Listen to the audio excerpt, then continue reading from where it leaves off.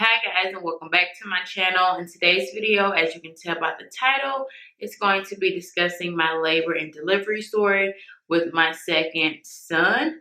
I did give birth on March 15th, for those who do not know, to another boy. And y'all, this baby put me through hell and back with this delivery.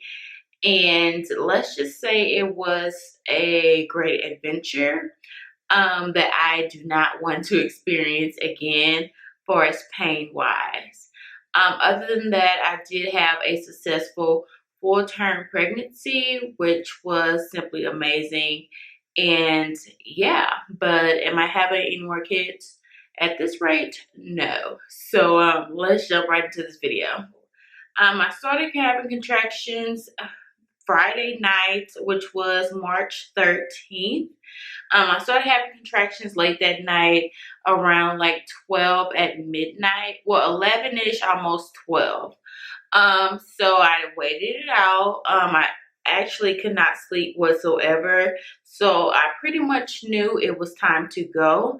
I did have the contraction app on my phone, and it told me go ahead and head to the hospital about 3 to 4 times before I actually went. So I waited it out till about 5 a.m. The contractions were steady coming. They were literally maybe 5 to 6 minutes apart, but they were extremely intense to the part where I was just about ready to cry. So I woke Bay up, we headed to the hospital, and there is when it all went down. The waiting game began. So yeah, I got to labor and delivery about 6 a.m. and that's when everything began to come full circle. It seemed like those contractions like intense by like 100. I'm just kidding. Intense like maybe 10 times more.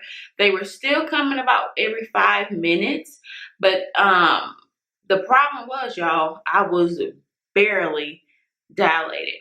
When I first got checked, I was about 2.5. If I'm not mistaken, if I can remember correctly, I was about 2.5 centimeters dilated. So they wanted to keep me there just to monitor the contractions and see if I dilate anymore. So I waited for hours. About 2 more hours after that, they checked me again. I was still about a 2.5. At that point, I was getting kind of frustrated because, y'all, I was literally about to tear the bed into pieces. The contractions were terrible, okay? So if you're a mom and you experience contractions, you know exactly what I'm talking about. Like, the contractions were no joke. Now with my first son, they were not this bad, but this second go around, y'all, I thought I was gonna see the light and see Jesus himself, okay? Let's just say the contractions steady were coming. At this point, they were coming about every 4 minutes. Still was getting checked, still was about 2.5, barely dilating, basically. So they went ahead and admitted me. My doctor came and seen me.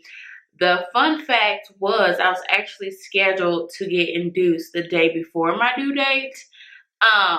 So yeah, so he came in, he asked if was I sure, did I want to go ahead and start this today? And y'all, with the pain hitting me like that, I said, yes, let's do it today because I'm not going home with this type of pain. I couldn't have made it. So they induced me then, well, they admitted me at 10 a.m. that Saturday, which was March 14th. And let's just say, y'all, it was a long, long ride. This baby was very, very stubborn. For one, because he was so far up, he did not drop into my pelvis, which pretty much sucked for the most part, especially when you're constantly getting checked and you have people hands, TMI, in your vajayjay every few hours checking. So he was pretty stubborn. Like I said, I was still barely dilating, but the contractions were kicking my ass and they were getting closer and closer together. My doctor went ahead and gave me a prescription, well, a medication called Zyotec, which is basically a tiny, tiny pill. We'll place it on your cervix to soften it up, to kind of help speed up the process. So I received that morning. I was told you can't move with that medication, so you can't go to the bathroom, nothing. You have to lay down in bed for the next 2 hours. So that happened, and y'all, that was like the worst 2 hours ever, because that made the contractions obviously come even more frequently and much more stronger. At the end of that result, I was finally about 4 centimeters after that 2 hours had passed, and I can finally get epidural. Y'all, you just don't understand. Epidural, I commend women that give half natural births with 100% no medication, because there's no way in Jesus' lifetime that I could personally do it. Yes, I do have a high pain tolerance, but when it comes to pain down there, and it's not happening. So I did get epidural right at 4 centimeters. And I was also given Pitocin. So at that point, I was definitely bedridden, couldn't get up and go to the bathroom, anything like that. So I was fine with that. I did get a catheter as usual.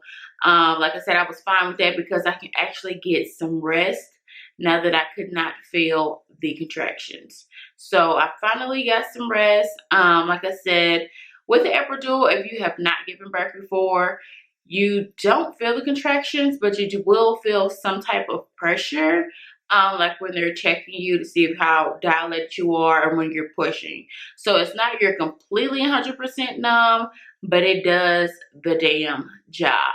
So Nugget decided to just chill for the entire night. So yeah, I got some rest, well needed rest.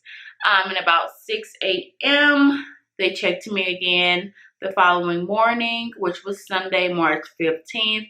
I was literally at 6 centimeters, which was a ton of progress considering the amount of pain that I was in. I was so happy because I was going to be so upset if I was still at a 4, okay?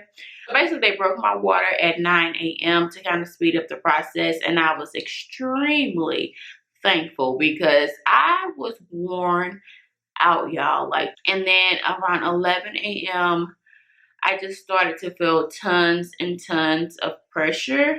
I still had my epidural going, but luckily the nurse was nice enough to give me another dose right at 11 because, y'all, I was feeling the pressure to the point where I had to question that I even have epidural, okay?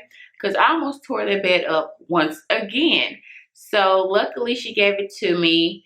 Like I said, I started feeling tons of pressure, and I knew, like, when my experience with my first son, when they tell you if you feel the urge to have to poop or you feel like tons of pressure down there, then it's time to start pushing. And lo and behold, about 11:20ish, it was time to start pushing.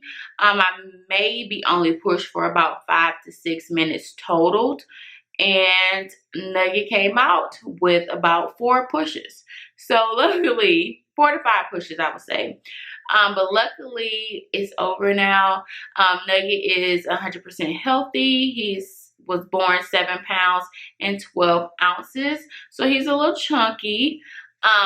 He's actually 1 month today. Yay. But yeah, I'm so happy and extremely blessed to have 2 boys. So I'm a boy mom. I was a little upset, y'all, at first in my gender reveal, but I'm extremely blessed and thankful that God blessed me to be able to have kids, because I know there's tons of women that can't, unfortunately. But I'm super, super thankful and grateful to see their faces every single day. And yeah, guys, that's pretty much it of my long labor and delivery video. Like I said, at this point, me and Bae are not we're not wanting any more kids at this point. So yeah, I will probably film a 1 month update on Nugget, just depending on how things go. If not, but anywho, I will go ahead and insert some pictures of him, because if you guys don't follow me on Instagram or Snapchat, which you should, then you guys have already seen him. But I will go ahead and insert some pictures here, and don't forget to like comment, and subscribe. And I'll see you guys on my next video. Bye, guys.